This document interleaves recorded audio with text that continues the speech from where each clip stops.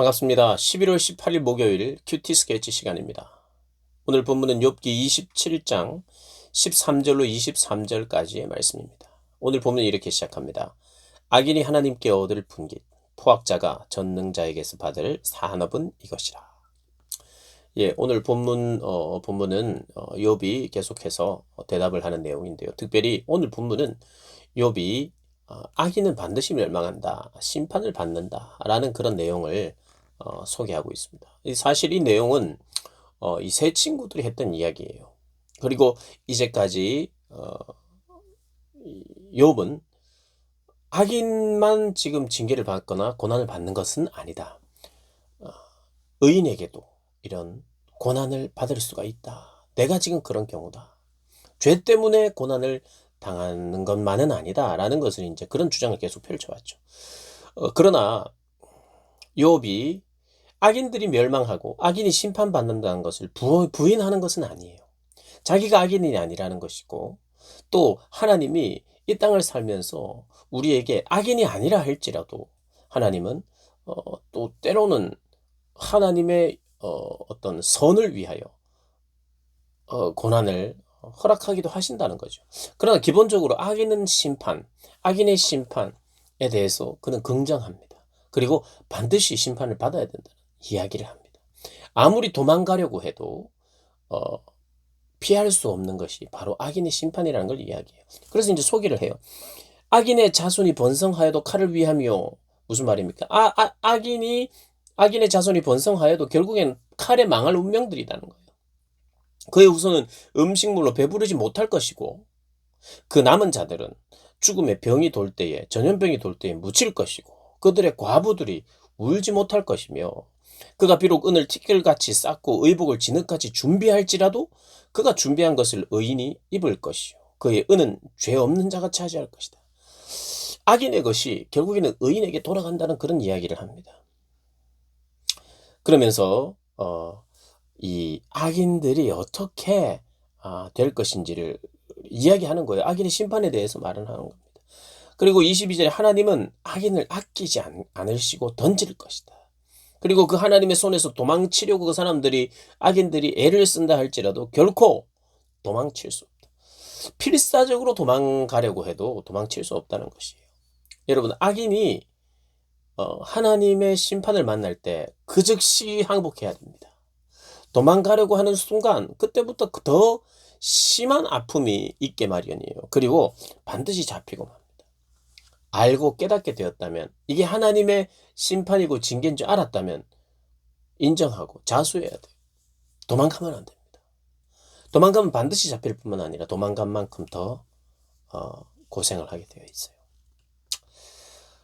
세상은 점점 악해진다는 거 우리가 알아야 됩니다. 그러나 그 악이 과도하게 완전히 침몰하도록 하나님은 또 내버려 두시지도 않아요.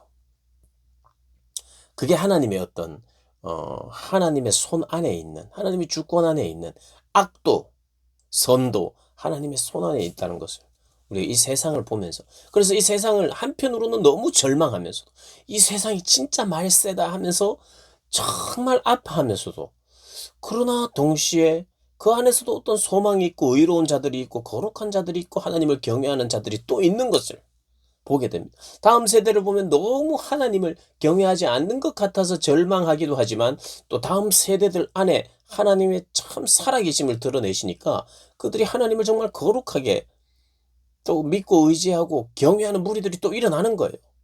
그러니까 우리의 생각이 한편으로는 참 더 악해진다, 소망이 없다 하다가도 그 소망이신 하나님을 계시하고 그 주님을 만난 자들, 그 나이가 언제이든 간에 진짜 하나님을 만났다면, 그게 청소년이든 청년이든 유년기든, 그가 참 그를 통해서 하나님이 소망을 또 일으키시는 거예요. 그래서 한편으로는 참 말세다, 한편으로는 악하다, 그러는 가운데서 하나님이 여전히 그 선을, 그 경계를 하나님이 딱 쥐고 계시고, 또 한없이 그렇게 좋아지기만 하는 것이 아니라 악의 세력이 또 잠식하기도 하는 이런 모습 속에서 여전히 하나님은 그 안에서 우리를 다루고 가시는 거예요. 그러나 꼭 기억해야 되는 것이 있어요.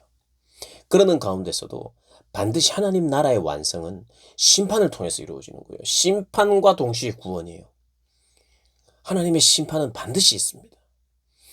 악이, 악인의 결말은 심판이고 영원한 저주예요.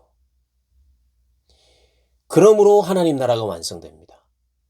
그러니까 심판, 이것은 결단코 하나님의 사전에 심판을 빼놓을 수가 없어요. 그분의 사랑도 심판이 있어야 그분의 사랑이 이런 것이라는 걸 알게 됩니다. 구원도 마찬가지예요.